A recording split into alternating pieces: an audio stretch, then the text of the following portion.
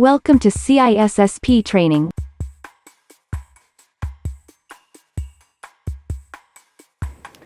Now we're going to look at something called security through obscurity. And what this means is that you're actually depending upon that somebody's not smart enough to figure out some type of flaw in your software or in your environment. And in some instances, security through obscurity is okay, but you shouldn't just depend upon it, especially for your whole enterprise. There are people who are dedicated to figure out the flaws and take advantage of them. Some people say, well, I'm not big and nobody's going to come after me. And that's not true. Everybody's a target. So don't think that because your code is proprietary or that you moved your HTTP to port 8080 or something like that, nobody's going to figure that out, because a lot of these people are quite intelligent and quite motivated. Xelmart.com.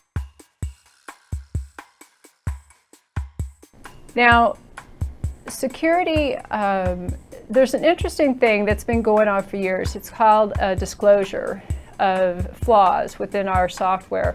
And in my Gray Hat book, I actually wrote a whole chapter on disclosing vulnerabilities within software. There's processes that people should actually go through. But for a long time, companies figured, let's not tell anybody about the flaws within our software because nobody will figure them out. And maybe that was true at one time, but we've got a lot of people dedicated to actually figure out what those flaws are. There's companies like iDefense that will pay for vulnerabilities if you find a vulnerability within software. So there's always been this conflict or not a great relationship between vendors and Gray Hats, which are people who find vulnerabilities and try to work with the vendor to come out with a fix. There's always been some type of issue between them, and that's why they actually have these ways of, when you identify a software flaw, what to actually do to go through them. But software companies, a lot of times they figure nobody's going to find a flaw, or they will say, yes, there are flaws in our product, but we'll just wait and throw out a patch when necessary. And then the people have to wait until that patch actually comes out. So in that case, companies actually know that there's flaws within their software, but they're not going to fix it. They want to get it out on the market. They need to start making money on it. So they say when somebody actually figures it out, then we'll come up with a patch or an update. And one other thing about flaws, software flaws, there are dedicated people to find these flaws, these vulnerabilities, and you can even purchase zero-day exploits. A zero-day means that there's no fix, there's no patch, there's no hotfix, there's no fix to it. So people will find out these vulnerabilities and they will sell them on the internet, so you could buy them and attack whoever you want to. So we're working with companies, software companies, to try to get their software much more secure. But I don't think it's really going to happen until they're held legally liable, or they're going to actually lose market share. Xelmart.com. Now, one thing that about security through obscurity, it's kind of an ongoing debate. For example, a lot of the algorithms that we know about, DES, AES, those types of algorithms, those are open. That means that anybody can actually look at the code and they can understand the logic. And they're open because the idea is the more eyes that are looking at the code, the more the flaws that could be identified, and that algorithm can be protected. That's one base, that's one group of people. Now there's another group of people that says, nobody's going to look at the code of my algorithm, and that's going to provide an extra layer of security. And that's what the government does. The government has algorithms we don't even know the names of. And we can't look at the code in those algorithms. And people who are in the industry, cryptographers who are not in the military, are suspicious of any type of algorithm that they can't see and they can't look at the logic. So there's Video two by different Xelmart.com. camps, not only about algorithms, but also about compiled code. You know, we have is open source or compiled code more secure? Well, the open source people feel that the more eyes on the code, the more people that can find some type of flaw, we could work as a team, improve the software so it improves the security for all. The other group says, my software is compiled, which means it's put it into a binary exe, and people aren't going to be able to find the flaws. That's certainly not true, because we've got reverse engineering and fuzzing and a lot of different things, and dedicated people to take that binary exe and find those flaws. But it's a continual debate. But for our purposes, the thing is when you develop an enterprise security program, don't depend upon security through obscurity. You need to use open standards. You need to use things that have been proven, because people are very motivated today.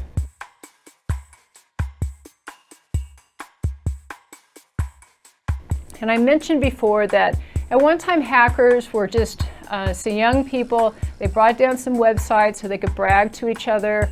It was all about getting in the limelight. Now, hacking has changed. What's going on today is usually run by organized crime. They are pinpointing, specific targets of who they're going to get, and it's usually, money oriented. They're profiting from it now. It could be through identity theft. They're attacking actual banks, and there's extortion that goes on, where somebody finds a security vulnerability within a corporate environment, within like their perimeter wall, and they will contact the company and say, look, we know about this, and we will use this exploit against you unless you give us some money. That's extortion. So we have moved, in the hacking world, we have moved from a group of people who really didn't necessarily want to do any damage, but it was all about the limelight. Look at what I've done. Now we're into hackers that don't want to be in the limelight, they don't want to be known about, and that's one reason that the viruses that we get have gone down. Viruses used to go and spread themselves all over the place. But it didn't do any damage, and it didn't do anything for the hacker necessarily, or whoever the virus writer is. Now viruses are really more of the Trojan horses or bots, or something that's used to zero in on a target, and they don't want to be known about. It's all about, much more about profit.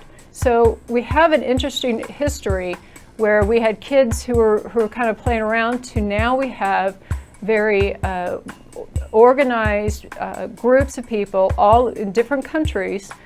China has a lot going on there, but they're organized, they're paid specifically to hack, and they're constantly flying under the radar.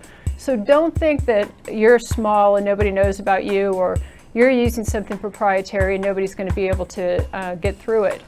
They're going to.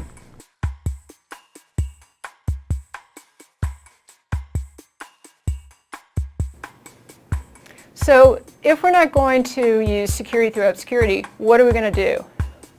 We need to build an infrastructure that's strong from the foundation, and we need to create something that's security in depth, which we'll talk about.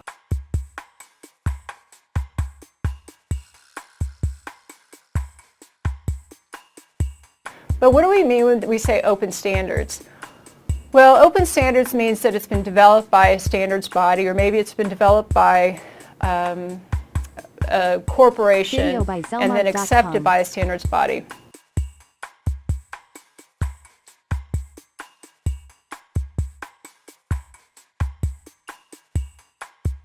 So OSI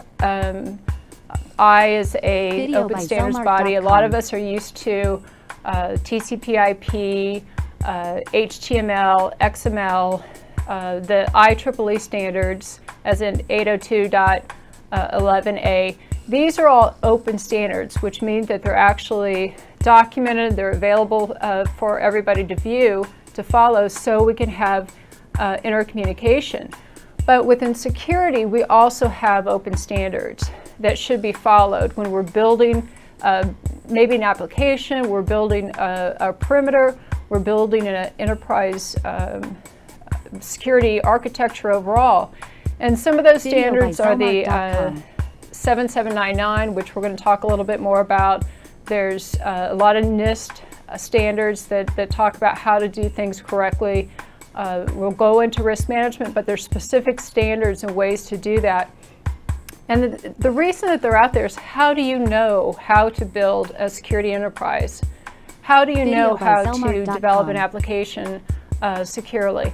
That's what the standards are for. They're best practices, and they should be followed when you're actually building or correcting something. Companies, you shouldn't be just winging it. I've worked in environments where they come up with their own cryptography algorithms. Horrible, worst thing to do. They develop their own protocols. Terrible thing to do. The reason it's bad is because they haven't been used over and over and over again by different organizations, and the flaws haven't been worked out yet.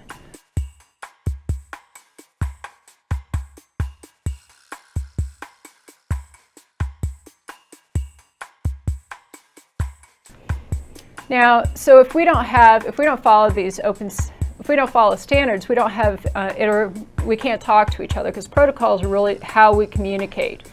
But since our environment is becoming more porous, as I talked about before, we need to be able to depend upon each other, the other company, that they're following standards and they're doing the right thing. One thing we'll cover in law is downstream liability. If I am dependent upon you, your company, to provide some type of service to me, you need to be doing your security in a standard, secure way, so you don't negatively affect my company, my systems, and my functionality. So throughout this whole the course, we'll be talking about different standards, but building an actual enterprise, it's important to build that right the first time, because you're doing a framework that is very difficult to go back and change when you're halfway through it.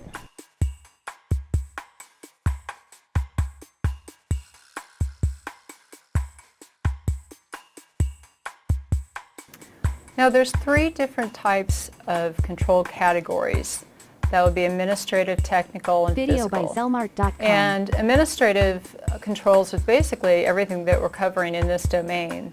That would be risk management, develop of policies, awareness training. So these are usually called the soft controls that need to be in place. Video by Xelmart.com.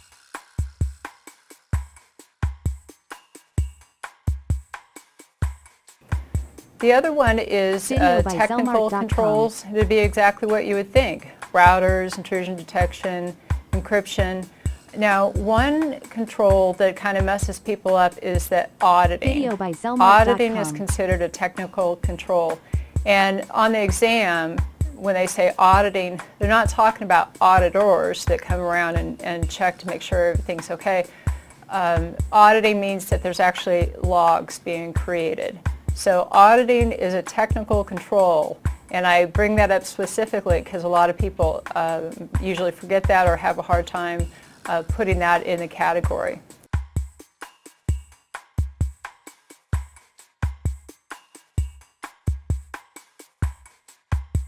Now, the other controls would be physical, and that would be the security guards, locks, fences. We have a whole domain on physical controls that we'll cover. So all of these have to work together.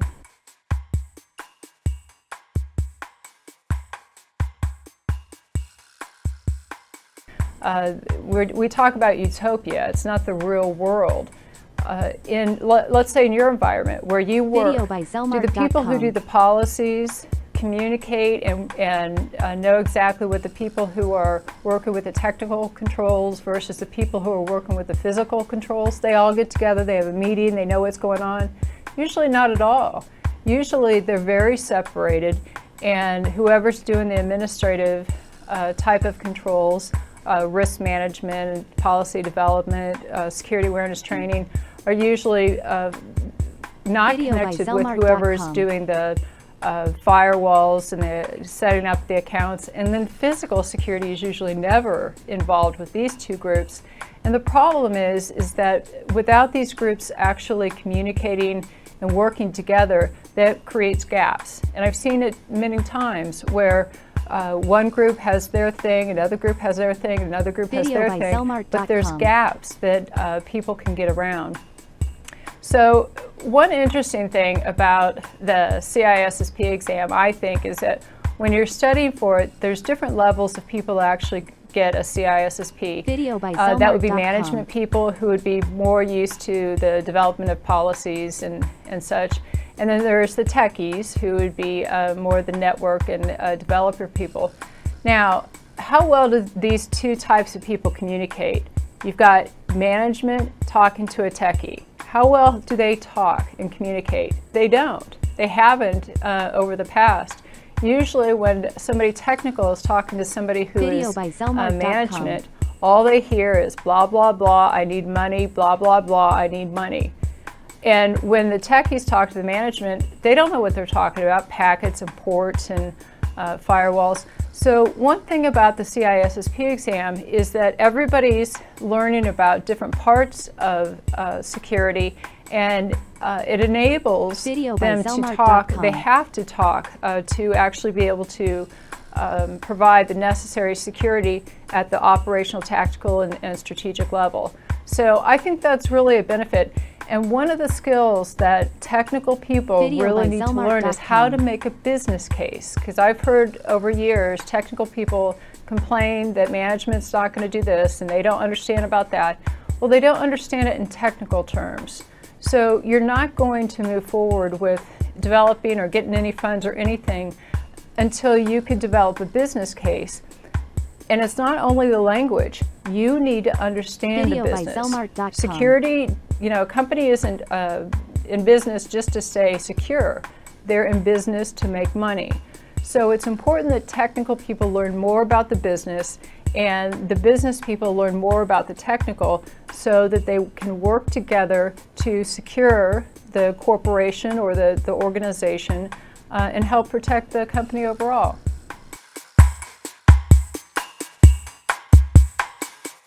Video by Xelmart.com.